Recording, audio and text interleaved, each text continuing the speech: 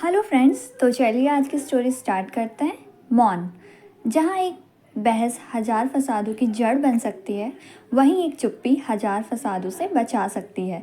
रानू की माँ ने रानू को बचपन से ही इसी तरह के पाठ पढ़ाए थे। देख बेटा, मौन रहना बेहद मुश्किल काम है, लेकिन यदि व्यक्ति मौन धारण करना सीख ले तो कई विवादों से बच जाए। और सहन शक्ति तो स्त्रियों का गहना होती है। जिस स्त्री में जितनी अधिक बातों को सहने की शक्ति होती है, वह उतनी ही शालीन और सहज मानी जाती है। रानू के कानों में माँ की सिखाई ये बातें अक्सर गूंजा करती। रानू हर तरह की बातों को सहना जानती। जैसे उसके मायके वालों ने उसे शालीनता के नाम पर दब्बू बनाकर जीना सिखाया था, उसे ससुराल भी वैसा ही मिल गया था। आखिर सीधी सादी गाय जैसी लड़कियां किसको पसंद नहीं आती। उसकी तेज तर्रार सास अक्सर उसे ताने मारती रहती। जिसका जो मन आता रानू को बोल देता। सबको पता रहता कि वह पलटकर जवाब नहीं देगी। घर में बर्तन झाड़ू करने वाली मेड गीता भी जब तक उसके घर में काम करती पूरे समय बोलती ही रहती, भाभी जी, ये तेज रहने का ही जमाना है। सीधे की इस दुनिया में कोई इज्जत नहीं करता, अपना हक लड़कर लेना पड़ता है। अरे, मेरी सास तो मुझे एक कहती है तो मैं 100 सुनाती हूँ। सम्मान करती हूँ मैं उनका, लेकिन बेमतलब की चिक बर्दाश्त नहीं होती भाभी जी। पहले मैं भी आप ही की तरह शांत स्वभाव की थी, लेकिन इस समाज के ही कारण मैं बदल गई। अब नहीं सहती मैं बेमतलब की बातें भाभी जी। जितना आप सहन करोगे, लोग उतना ही आपका फ़ायदा उठाएंगे। ना जाने क्यों वो रानू के सामने इस तरह की बातें किया करती, और रानू के मन की शांति गीता रोज़ इसी तरह भंग कर देती। रानू चुपचाप उसकी बातें तो सुन लेती, पर गीता की बातें उसके शांत मन में उथल पुथल जरूर मचा देती।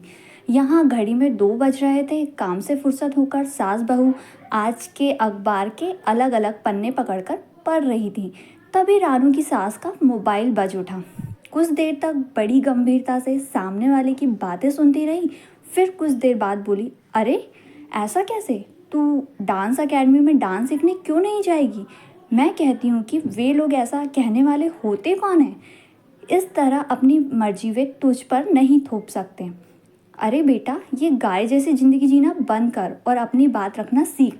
देख, तू अब जब तक अपने निर्णय खुद नहीं लेगी, तब तक ऐसे ही दूसरे तेरे ऊपर अपनी बात थोपते रहेंगे। बोलना सीख मेरी बच्ची, तुझ में काबिलियत है, तू ऐसे पीछे मत हट बेटा। यहाँ सासू माँ का फ़ोन पर बातें करते हुए आधा घंटा गुजर गया।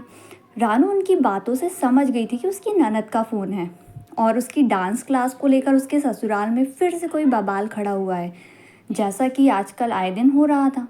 यहाँ सासू माँ फ़ोन काट कर सिर पर हाथ रखकर बैठ गई।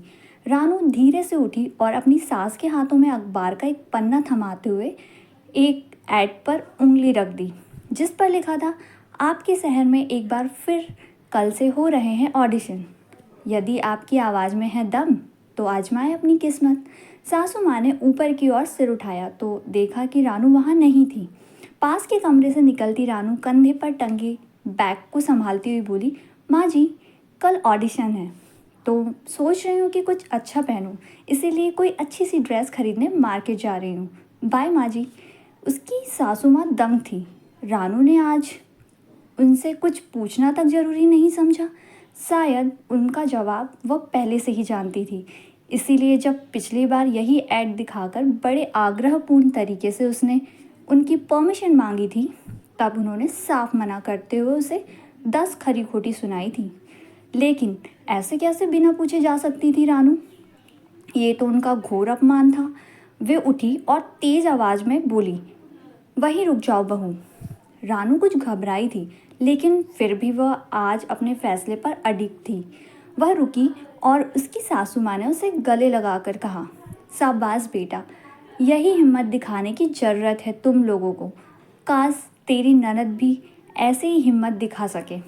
बहू आज बहू आज तूने अपनी चुप्पी नहीं बल्कि मेरी आंखों पर चढ़ा गलत सोच वाला चश्मा तोड़ा है। जाओ और अच्छे से अपने ऑडिशन की तैयारी करो।